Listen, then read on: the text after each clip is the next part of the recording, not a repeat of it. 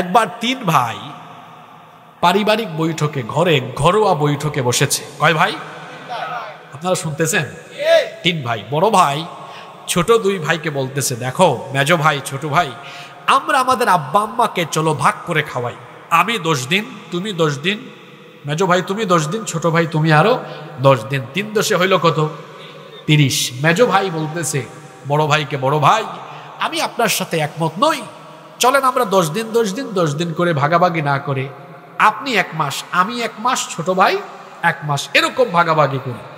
দুই ভাইয়ের এই কথাবার্তা শুনে ছোট ভাই বলতেছে বড় দুই ভাইকে, বড় ভাই, মেজো ভাই শোনেন, আমি খুশি হয়ে আপনাদেরকে একটা দাবি আপনাদের কাছে পেশ করি।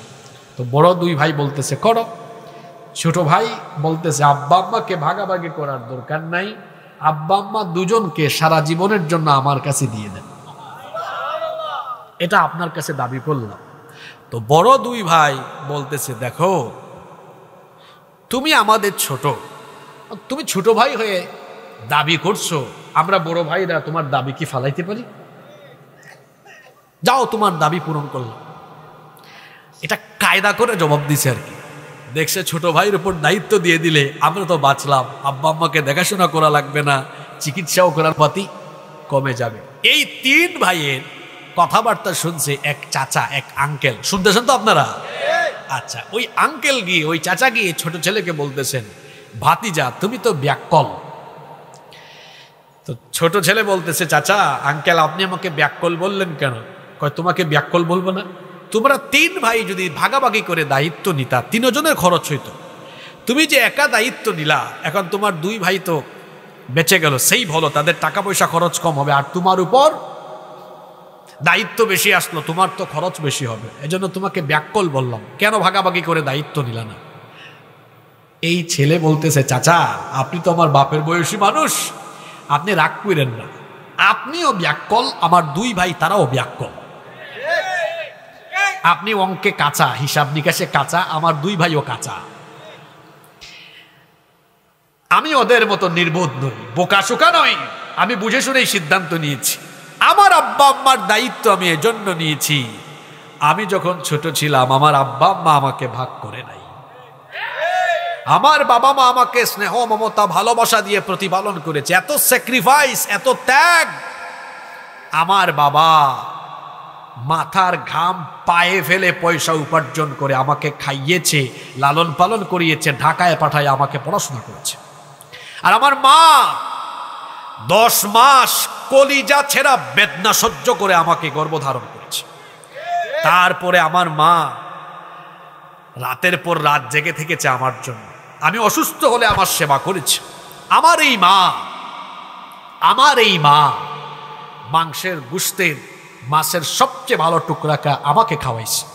আমি ঢাকায় থাকি, আমার বাবা যাওয়ার সময় মেসের 5-6 হাজার টাকা দেয়, একদম হিসাব করে দেয়, যত টাকা লাগবে তত টাকা, কিন্তু মা আমার চেহারার দিকে তাকায়া বুঝে যে একটু 2-4-500-1000 টাকা বাড়তি দিলে নাস্তা খাইতে পারবে। এই জন্য আমি বাড়ি আসার আগেই আমার মা হাঁস মুরগের ডিম বিক্রি করে, লাউ কদু বিক্রি করে কিছু কিছু টাকা জমায়ে রাখে, আমি যাওয়ার দিন তার আঁচল থেকে বের করে ওই টাকাটা আমার হাতে দিয়েছে। এরকম কষ্ট করে করে আমার বাবা মা আমাকে লালন পালন করেছে, আমি কি আজ আমার বাবা মাকে ভাগ করবো নাকি?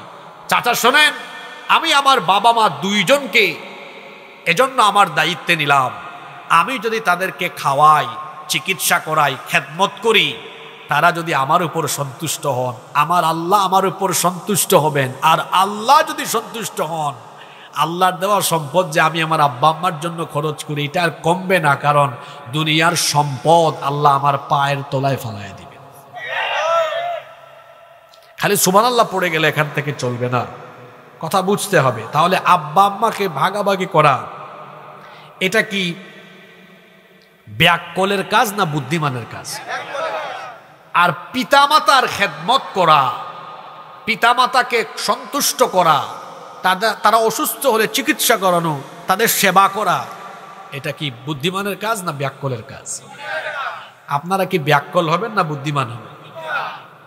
বুদ্ধিমান হইলে কিছুদিন পর পর অমুক তমুককে গিয়া বলেন কেন, 60 দিন আগে বিয়ে করছে, কই হুজুর আমার আব্বা আম্মা আমার বউর উপর জুলুম করে, ব্যাককল নাফরমান ছেলে, তোমার আব্বা আম্মা যদি কাফির হয়, আল্লাহ বলেছেন ওয়াসাহিবহুমা ফিদ দুনিয়া মারুফা, দুনিয়ায় তাদের সাথে সদাচরণ করতে হবে। হুকুম কার? আল্লাহ।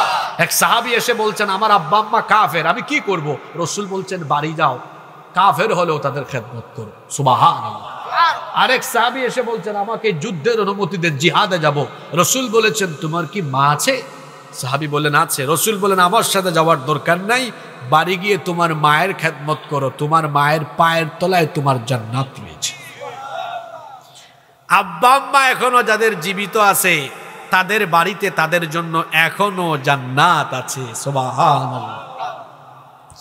এজন্য আমার যুবক ভাইদেরকে বলবো খবরদার আব্বা আম্মার সাথে বেয়াদবি করবেন না। আব্বা আম্মার সাথে বেয়াদবির শাস্তি বাকি না নগদ? আরো জোরে বলেন বাকি না নগদ?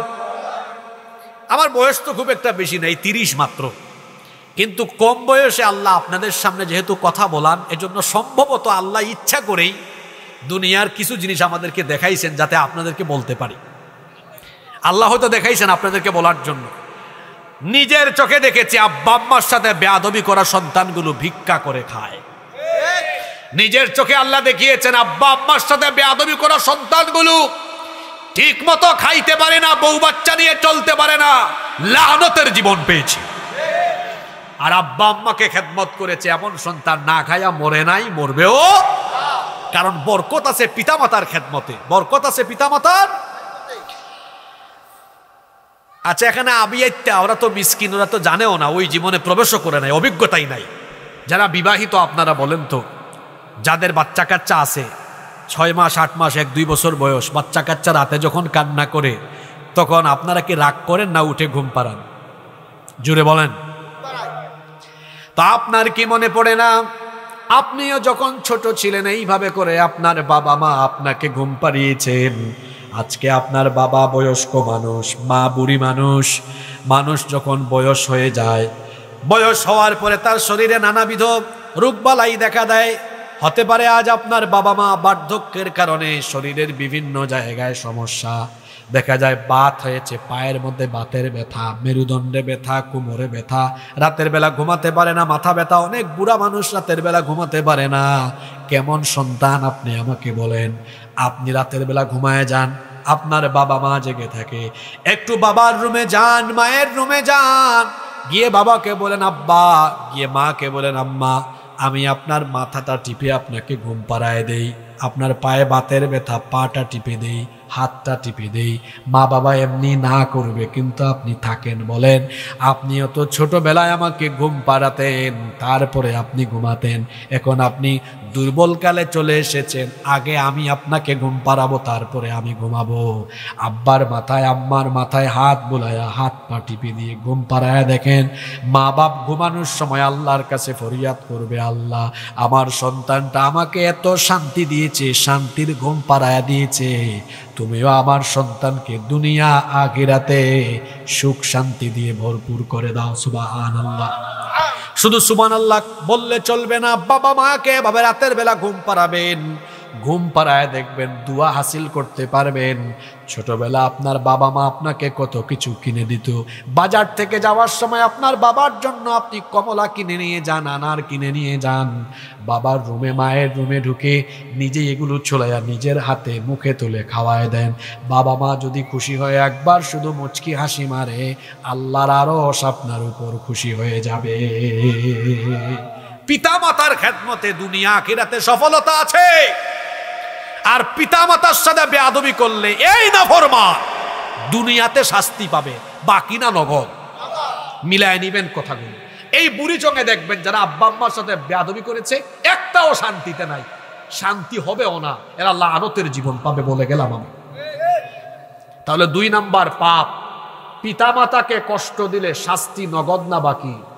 এই যুবক ছেলেরা হাসিও না, কথা শোনো। বাসায় গিয়ে আব্বা আম্মার পা ধরে মাফ চায় নি। আব্বা আম্মার দোয়া যারা পেয়েছে দুনিয়াতে এরা সফল হয়েছে। আমার বাবা আমার মা হলেন আমার পীর, আমার সবচেয়ে বড় ওলি। কারণ আমার বাবা মায়ের দোয়া ডিরেক্ট আল্লাহর দরবারে কবুল হয়। আল্লাহু আকবার। এটা আমার কথা না, রাসূল বলেছেন 3 জনের দোয়া ডাইরেক্ট কবুল। কয়জনের? 1 নাম্বার মুসাফির, 2 নাম্বার মজলুম, তিন নাম্বার, আব্বা আম্মা সন্তানের জন্য দোয়া করলে এই দোয়া আল্লাহ ফিরাইয়া দেন না। সুবহানাল্লাহ কইতে ইচ্ছে করে না? তাহলে যাদের আব্বা আম্মা জীবিত আছে তাদের ঘরে ওলি আছে না নাই? কথা বলেন, ওলি আছে না নাই? নিজের আব্বা আম্মাকে অনেকে মশারি কিনে দেয় না, রাতের বেলা মশা কামড়ায়, তার কোথাকার কোন পীর বাপকে নিয়ে মাজারের মধ্যে মশারি টানায় দেয়। আপনারা আবার ভাবিয়েন না এই হুজুর কি পিরাউলিয়া বিরোধী নাকি? আপনি পিরাউলিয়া কারে শিখান? আমার বাড়ি কোথায় জানেন? বাংলাদেশের সবচেয়ে বেশি পিরাউলিয়া এসেছেন আপনাদের কুমিল্লায় না আমার সিলেটে। 360 জন ওলিয়া উলিয়া নিয়ে আমরা বসে আছি। আমার বাসার পাশেই বাবা শাহজালাল রহমতুল্লাহ আলাইহির মাজার শরীফ। আপনি আমাকে পিরাউলিয়া শিখান?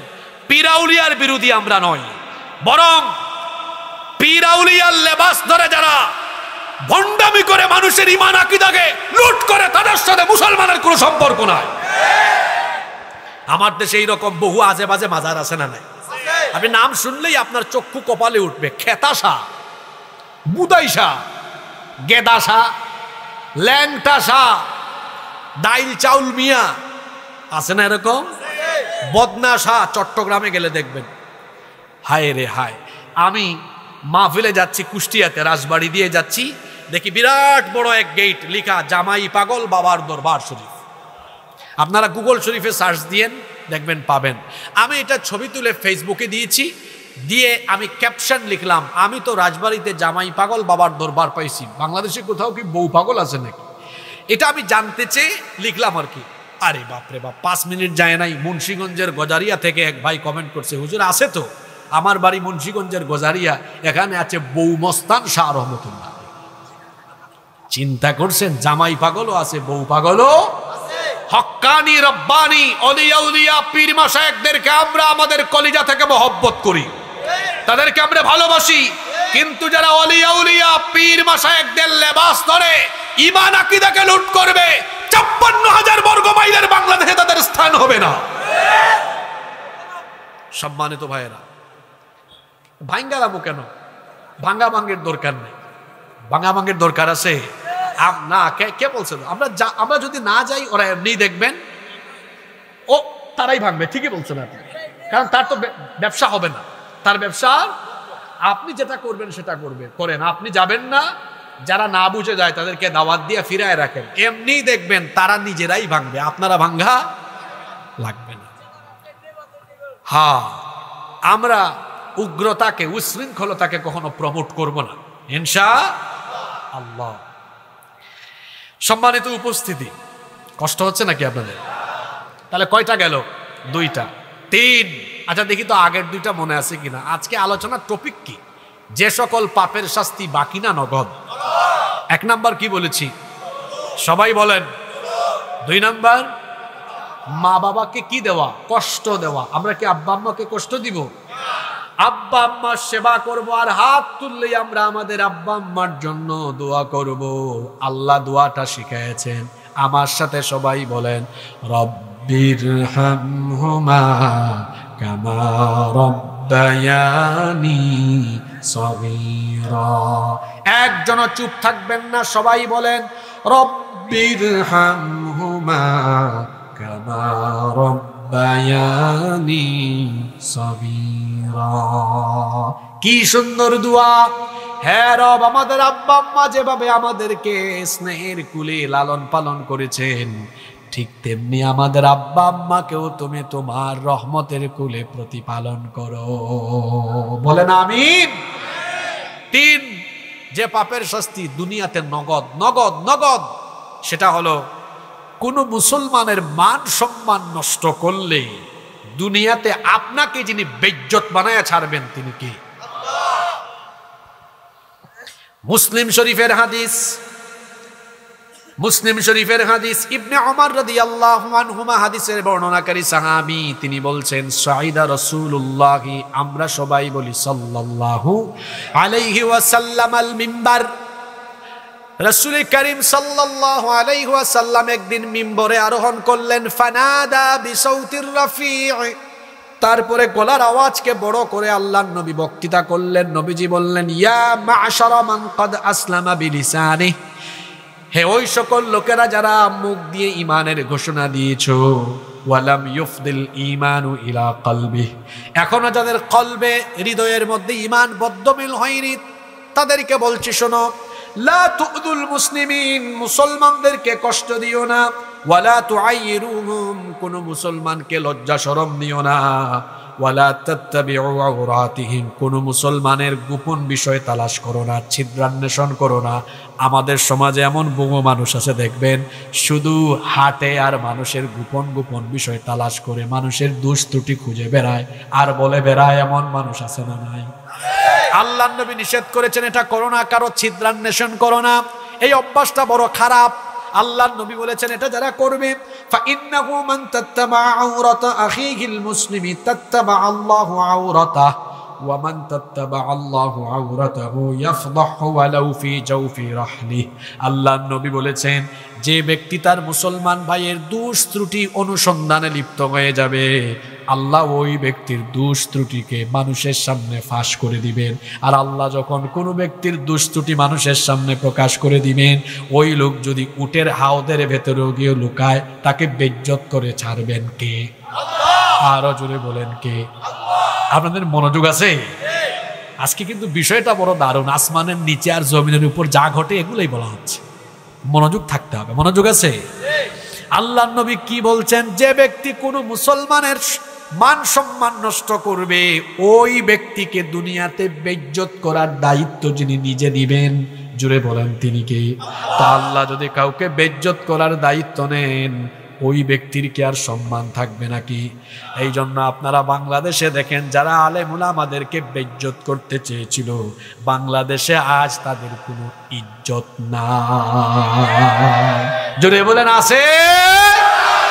ইজ্জত নাই। আমার দেশে ভাতের হোটেলের এক মালিক ছিল না,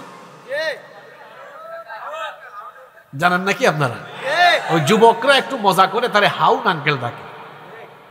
আচ্ছা, এই বেটা করেছে কি? আমার দিকে তাকান, খেয়াল করেন।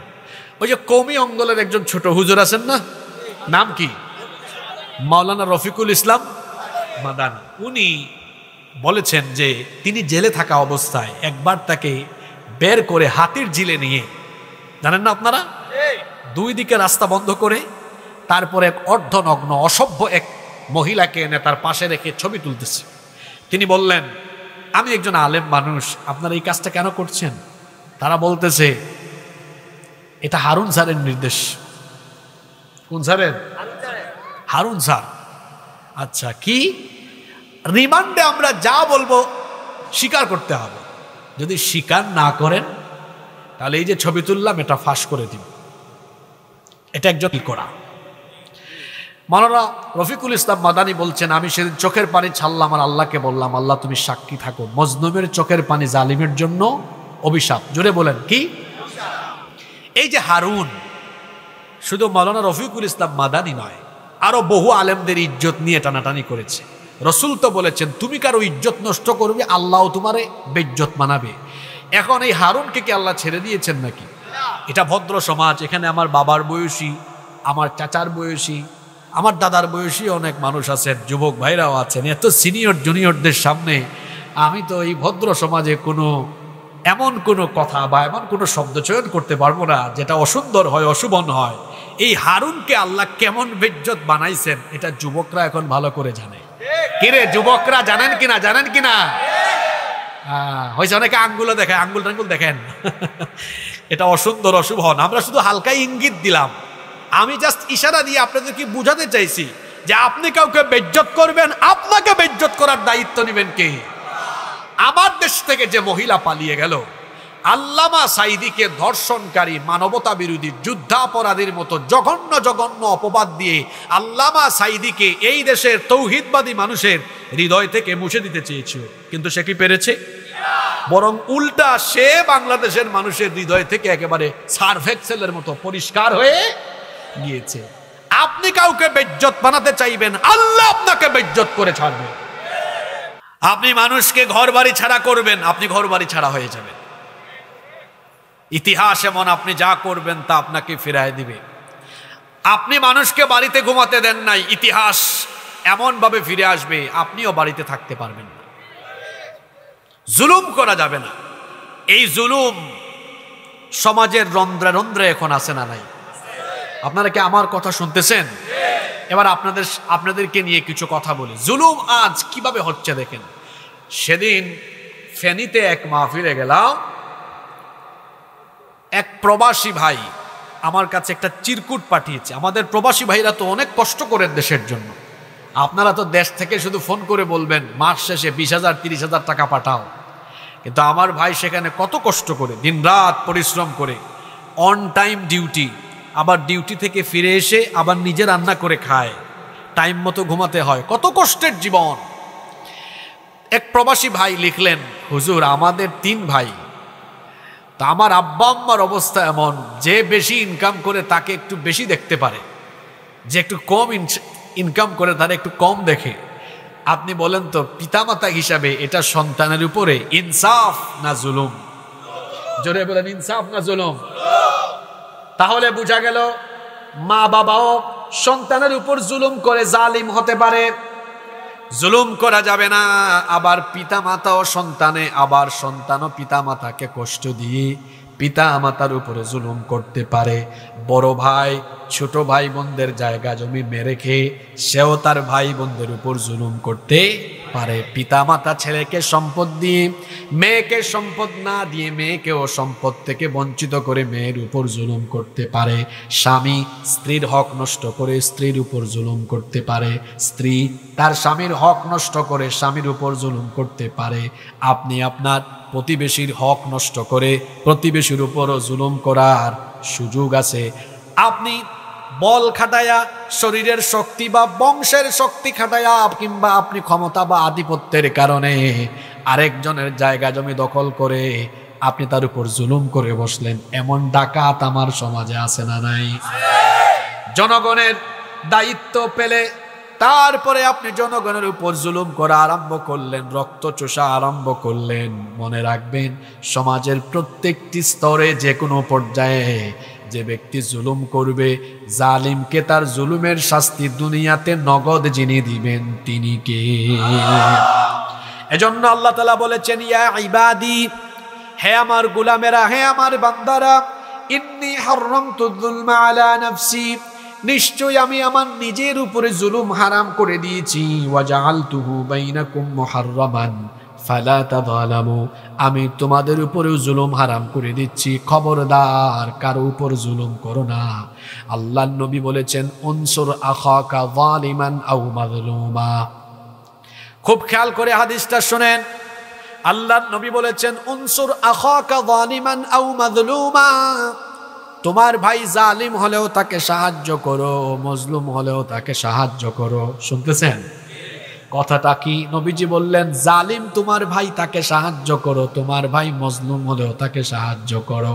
সাহাবীরা বললেন, নবী গো, আমাদের কোনো মজলুম ভাইকে আমরা সাহায্য করব সেটা না হয় ভালো কথা, কিন্তু আমাদের কোনো ভাই জালিম হলে জালিমকে আবার সাহায্য করব কেমনে?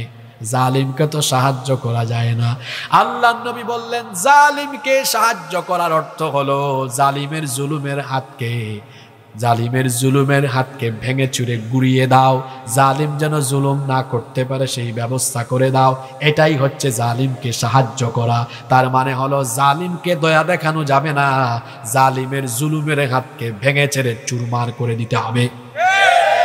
জালিমের প্রতি যে দয়া দেখায় সেও জালিম, জালিমের প্রতি যে দয়া দেখায় সে কি? জালিম। জালিম জুলুম করার পরে জালিমের প্রতি দয়া দেখালে পরিস্থিতি ভালো হয় না, পরিস্থিতি আরো খারাপ হতে পারে। কিছুদিন আগে সিরিয়ায় বিপ্লব হয়েছে, জানেন আপনারা? একটা পরিবার পালায়া গেল, তার নাম কি? বাশার আল আসাদ। আসাদ পরিবার মুক্ত হয়েছে সিরিয়া। বাংলাদেশে যে কায়দায় পালায়া গেছে ওই কায়দায় সে পালিয়ে গিয়েছে, কিন্তু পার্থক্য আছে।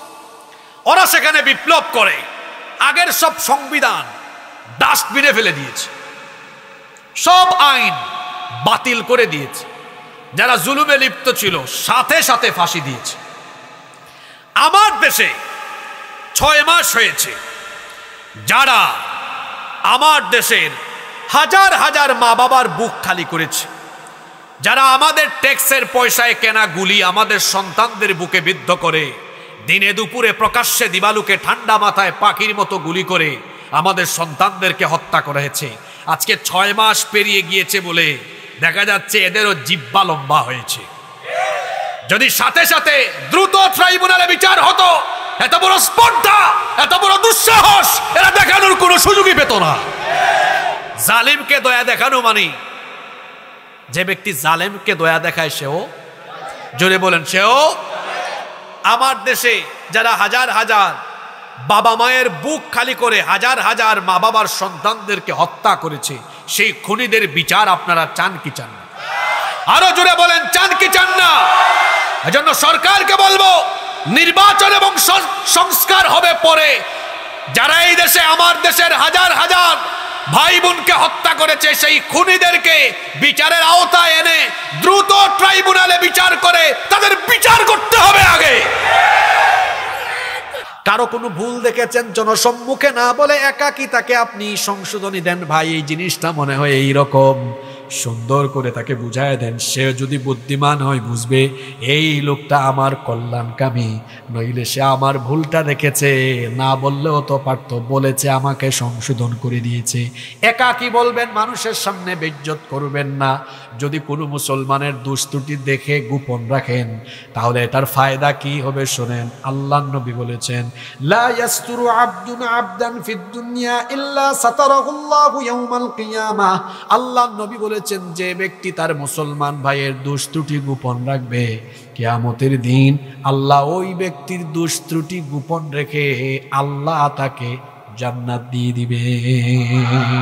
আল্লাহ বলবেন, চান্দসারের তুমি এদিকে আসো, তুমি তো মানুষের দোষ ত্রুটি গোপন রাখতা, আজকে তোমার হাতে থাকা আমলনামায়ও তোমার অনেক ভুল ত্রুটি গুনাহ আছে, আজকে আমি এগুলা দেখবো না, আমিও গোপন রাখবো, দৌড়াও আমার জান্নাতে চলে যাও। সুবহানাল্লাহ। তাহলে মানুষের ভুল ত্রুটি আমরা বলে বেড়াবো না গোপন রাখবো? জোরে বলেন ইনশাআল্লাহ। নাম্বার 4, মনোযোগ আছে? 4 নাম্বার, যে পাপের শাস্তি বাকি না নগদ। আজকে ওয়াজ সব বাকি না নগদ? নগদ। 4 নাম্বার যে পাপের শাস্তি দুনিয়াতে আল্লাহ নগদ দিবেন সেটা হলো আল কাসবুল হারাম। অন্যায় পথে, অবৈধ পথে, হারাম পথে যারা উপার্জন করে হারাম খাবে, হারামখোরকে দুনিয়াতে শাস্তি নগদে দিবেন কে? আল্লাহর নবী বলেছেন, ইন্না হাদাল মালা খাদিরাতুন হুলওয়াহ। নিশ্চয়ই দুনিয়ার এই মাল সম্পদ এগুলো হলো সুমিষ্ট, আকর্ষণীয়, চাকচুক্যময়, সুমিষ্ট।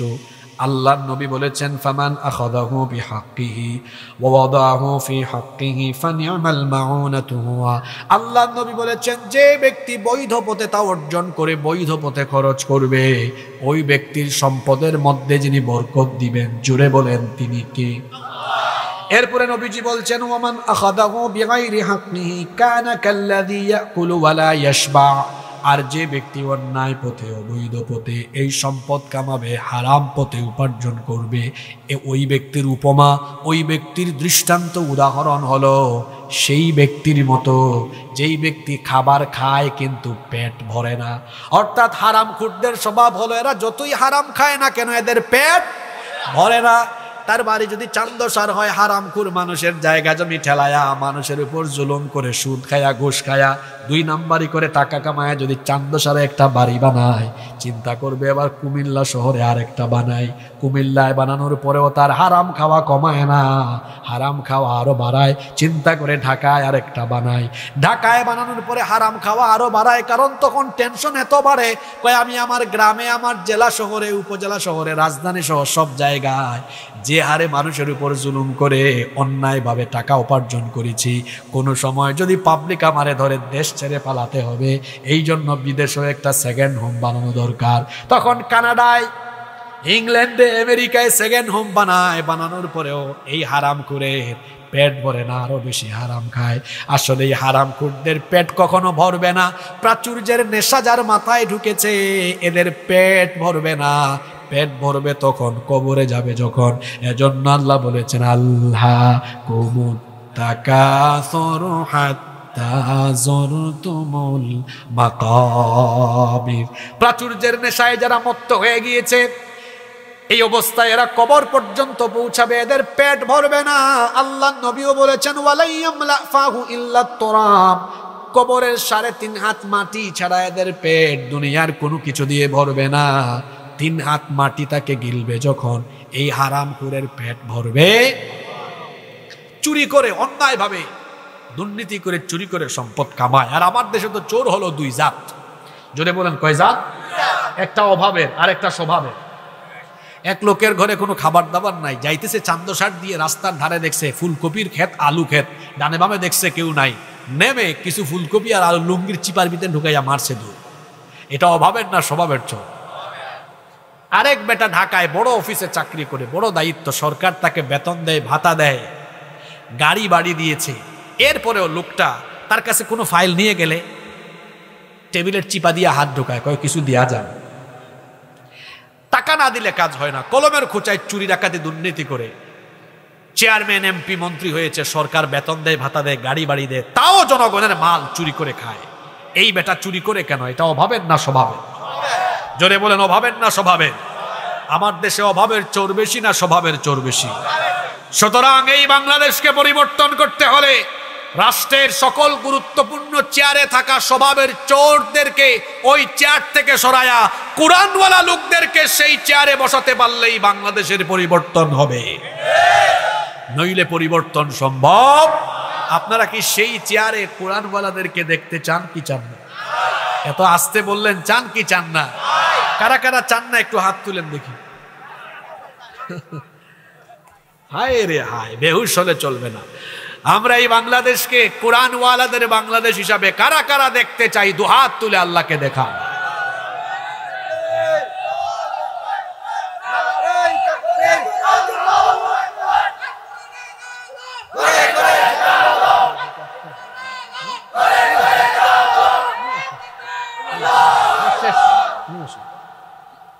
কষ্ট হচ্ছে আপনাদের? আমাদের প্রধান মুফাসসির ফদিলাতুশ শেখ আদ-দক্তর আবুল কালাম আজাদ বাশার হাফিজাহুল্লাহ ওয়া রাআ, আপনাদের কুমিল্লার রত্ন, কুমিল্লার গৌরব, তিনি চলে এসেছেন। কিছুক্ষণের মধ্যে তিনি এখানে তশরিফ আনবেন ইনশাআল্লাহ। আমরাও শেষ পর্যায়ে চলে আসছি। তা আমি যেটা বলতে চাচ্ছি, হারাম খুরদেরকে হারাম খাওয়ার শাস্তি দুনিয়ায় দিবেন কি? শাস্তিটা কেমন হতে পারে? বিভিন্ন রকম হতে পারে। এই হারাম খুরদা যারা হারাম খায়, হারামে নাই কোনো আরাম, হারাম সম্পদ অর্জন করেছে, ভোগ করতে পারবে না, সব ফেলে চলে যেতে হবে। দেখেন নাই হারাম ঘরের দল সব ফেলে রেখে কিভাবে চলে গিয়েছে? উপভোগ করতে পারবে, বড় বড় রোগ বালাই হবে, এমন এমন রোগ, আহারে মুখে রুচিও নাই। রিক্সাওয়ালা সারাদিন পেডেল মারে, রিক্সা চালায়া, পেডেল ঘোরাইয়া, রিক্সা চালাইয়া ইনকাম করে, মুখে যে রুচি, এক গামলা এক বোল ভাত আলু ভর্তা ডাল দিয়ে শেষ করে ফেলে। আর হারামখোর, হারামখোর ও ভাত খাওয়ার আগে ইনসুলিন কয়, খাবার আগে 13টা ট্যাবলেট আনো, খাইতে বসছে কই রুচি নাই। এই হারামখোর, তোর মুখে রুচি থাকবে কেমনে? তুই তো বহু মানুষের মুখের থেকে খাবার কেড়ে নিয়েছিস, বহু মানুষের জিহ্বায় খাবারের স্বাদ নিতেও দেশ নাই। এজন্য আল্লাহ দুনিয়াতে নগদে তোর মতো হারামখোরের জিহ্বার স্বাদ আল্লাহ কেড়ে নিয়েছে। হারামখোররা দুনিয়ায় শাস্তি পাবে, অশান্তির জীবন পাবে, হারামে নাই কোনো। 5 দেখি আগের 4টা মনে আছে কিনা, যে পাপের শাস্তি নগদ। 1 নাম্বার, জোরে বলেন। আজকের শ্রোতা স্মার্ট আছে। 1 নাম্বার। 2 নাম্বার, পিতামাতাকে কষ্ট দেওয়া। 3 নাম্বার, কোন মুসলমানের মান সম্মান নষ্ট করা। 4 নাম্বার, কি খাওয়া। এখানে আরো একটা কথা বলি, হারামখোরের কোনো ইবাদত বন্দেগী দোয়া কবুল হয় না, কারণ ইবাদত কবুলের পূর্ব শর্ত হলো হালাল খাওয়া। কি খাওয়া? আল্লাহ আমাদেরকে হালাল পথে উপার্জনের এবং হালাল খাওয়ার তৌফিক দাও। আল্লাহ হারাম থেকে আমাদেরকে হেফাজত করো। 5 এবং সর্বশেষ পয়েন্ট আজকে, জিনা ব্যভিচারে লিপ্ত ব্যক্তিকে দুনিয়াতে নগদে শাস্তি দিবেন কে? জিনা ব্যভিচার আজকে আমাদের সমাজে কম না বেশি? আর জিনা ব্যভিচার বৃদ্ধি হওয়ার জন্য জিনা ব্যভিচারের আকর্ষণীয় চমকপ্রদ উপাদান সবার হাতে আছে। এটার নাম কি? জোরে বলেন, এটার নাম কি? যুবকরা 3টা 4টা পর্যন্ত তারা মোবাইলে তাহাজ্জুদ পড়ে। হাসিয়েন না, আপনাদেরকে হাসানোর জন্য বলি নাই, কথা বাস্তব না অবাস্তব? এই পুলাগুলারে দেখছেন, মায়া লাগে চেহারার দিকে তাকাইলে। গালের দুই পাশের মাংস হাড্ডির চিপার ভিতরে ঢুকে গেছে, গোটা চেহারায় ব্রণ আর ব্রণ বিচি উঠছে আর কি। দিনের বেলা এমন ভাবে হাঁটে যেন এই পরে যাবে, শরীরে কোনো বল নাই, শক্তি নাই। থাকবে কেমনে বলো?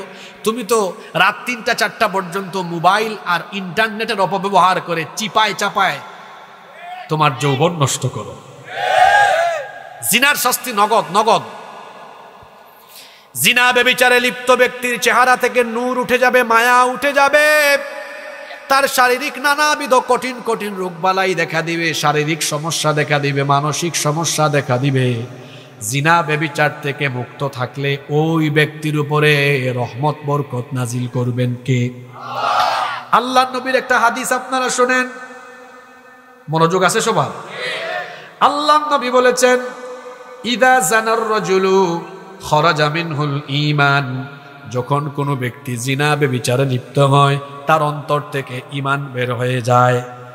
কানা আলাইহি কাযুল্লাহ, অন্তর থেকে ঈমান বের হয়ে তার মাথার উপরে শামিয়ানা বা আকাশের মেঘখণ্ডের মতো ঈমান ভাসতে থাকে।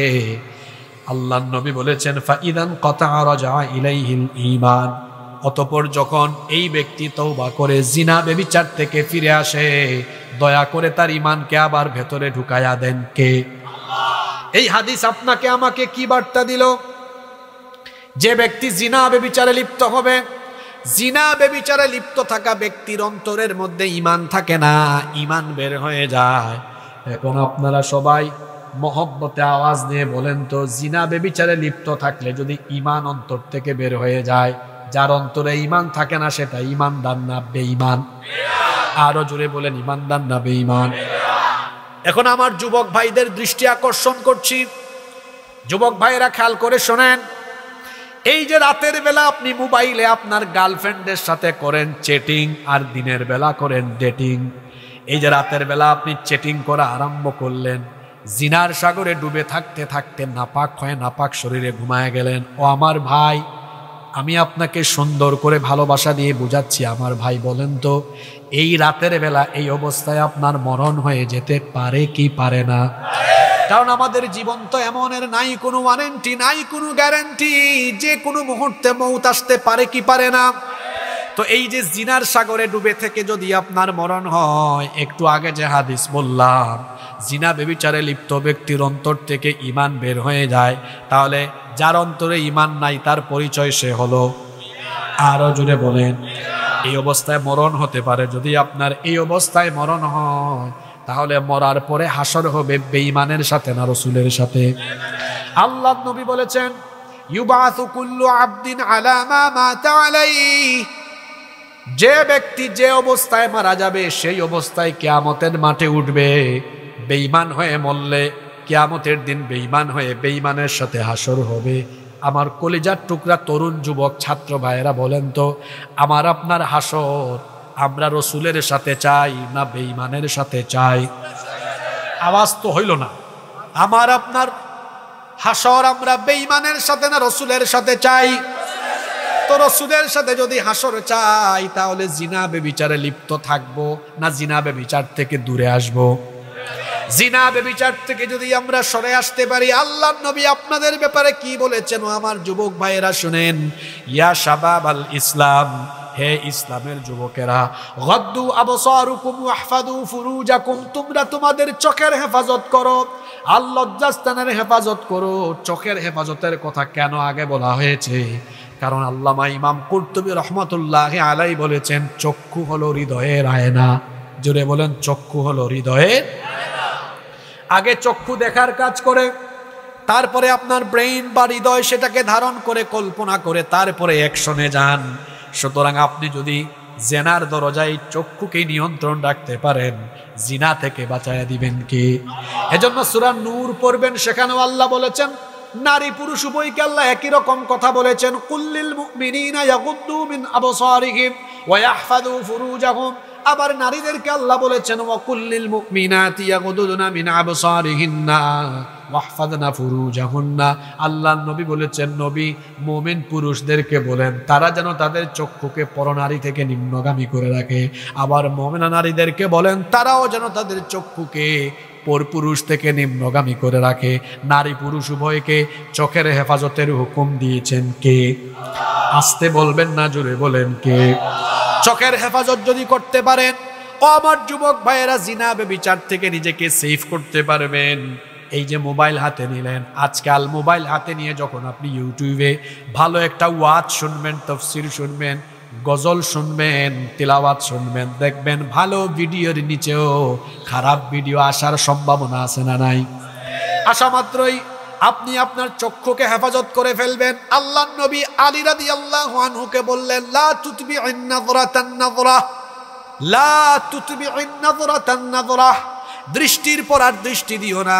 ফা ইন্না লাকাল উলা ওয়া লাইসাত লাহাল আখিরা, কারণ ভুলবশত যে দৃষ্টি প্রথমে যায় এটা তোমার, পরবর্তীতে যে দৃষ্টিটা যায় এটা তোমার নয়, এটা শয়তানের।